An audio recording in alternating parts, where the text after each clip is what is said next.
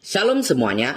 Pada hari ini saya akan melanjutkan penjelasan mengenai seorang tokoh Alkitab yang bernama Rasul Paulus. Jadi, setelah kita belajar mengenai dosa pada part pertama, sekarang kita akan belajar mengenai kasih. Kita juga perlu mengetahui beberapa hal mengenai kasih, yaitu 1. Kasih Tuhan lebih besar dari dosa manusia. Coba kalian bacalah Kisah Para Rasul 9 ayat 10-18. Meskipun dosa Saulus begitu melukai hati Tuhan, Tuhan tetap mengasihi dia. Tuhan juga tetap mengasihi kita, walaupun kita tidak mengasihinya. Tuhan selalu menunggu kita kembali kepadanya. Setiap hari Ia menawarkan kasih-Nya di pintu hati kita yang tertutup dan terkunci. Mengapa Tuhan melakukan semua itu? Karena kasih-Nya lebih besar dari dosa kita semua. 2. Kasih Tuhan sanggup mengubah hati yang keras. Hidup Paulus tidak berubah ketika ia menyaksikan kematian Stefanus. Hatinya terlalu keras.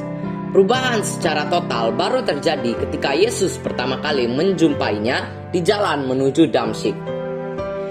Di sanalah kekuatan kasih Tuhan menyentuh hatinya yang telah membatu.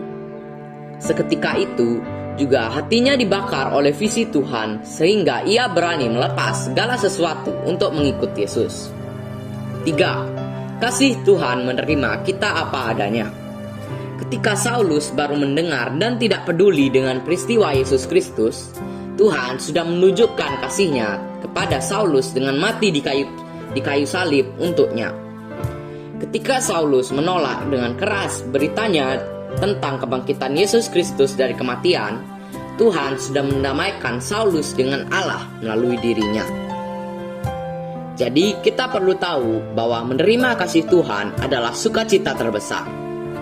Seandainya Tuhan tidak menyediakan kasih itu, sampai kapanpun dosa dan pelanggaran kita akan tetap terhitung sebagai hutang yang tidak bisa kita lunasi.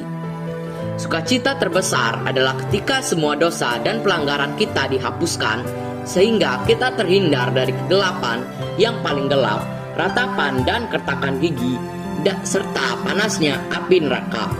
Jadi, sekian penjelasan saya mengenai cerita Rasul Paulus part 2. Terima kasih telah menonton video kali ini. God bless you.